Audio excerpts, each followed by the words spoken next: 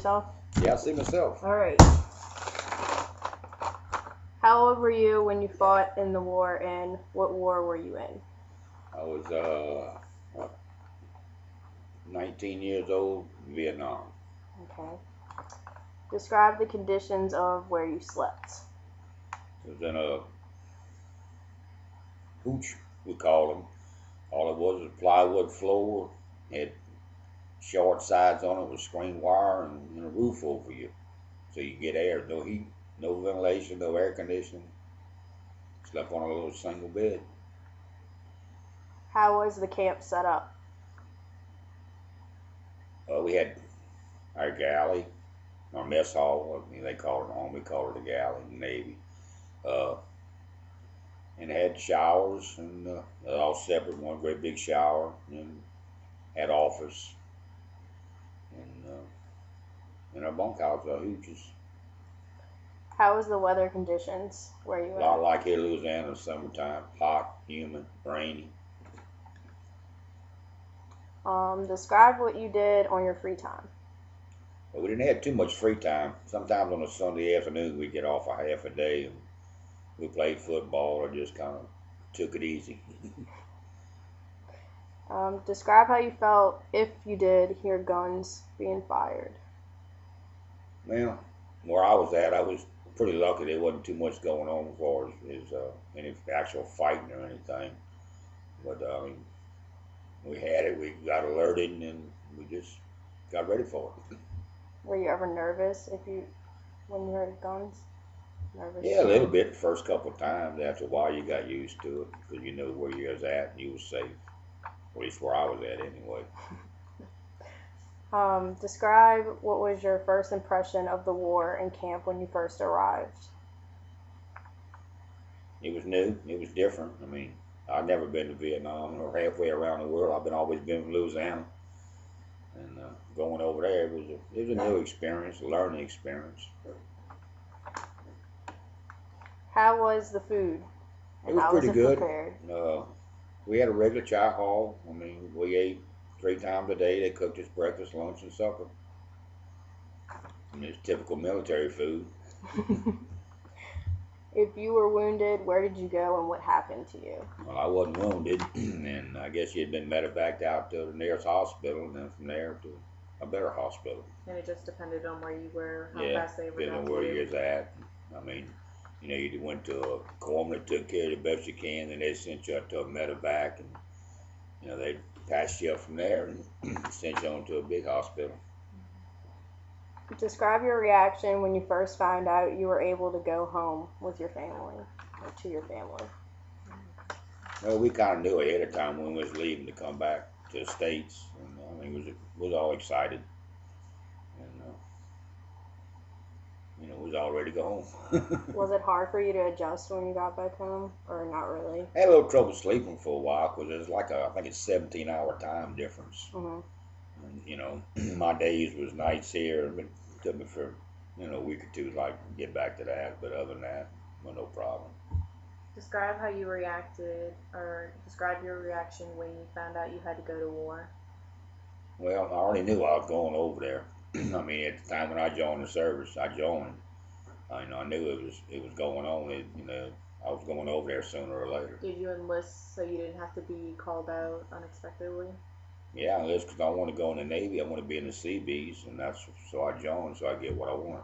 I was in the U.S. Navy Seabees. How did being in the war affect your further life? Yeah, probably opened my eyes to a lot of stuff, and probably made me a better person all the way around, I reckon. Describe your uniform and equipment. Uniform was just Navy fatigues. It was olive green shirt, pants, boots, and cap. Was it comfortable? Yep. It's cotton. I mean, over there we didn't have to wash them. I mean, we had to wash them. We had to have them starched and ironed and nothing. In the States, you did. They had to be pressed and ironed and everything nice and neat. But over there, it didn't. Matter of fact, most of the time we wore shorts, no shirts. What was the happiest day while you were in the war? I guess when we finally said we was finally going home. Describe how your first day was at war. It was interesting. It was new. You know, it was kind of nervous in a way because, I mean, never been in something like that. You know, 'cause you can't really prepare for it till you get over there and see it all. And like I say, there was no heavy fighting where I was at. Both places I was in, Da Nang and Benoit, and both those were pretty well secured areas. Were you drafted or enlisted? I enlisted. Describe. Yeah. Why? Well, because I was out of school, and matter of fact, I quit school, and they was drafted. I was a draftable age, so I joined. Describe the friendship within the camp. Well, it was all pretty good because, I mean, well, when I was in Da Nang, we had quite a few people there. I mean, I made a few friends there. I was only there about 2 weeks. Then I went up to Benoit and on an advanced party, and I think there was only like 13 of us. So we all got pretty close because there was only 13 of us, you know.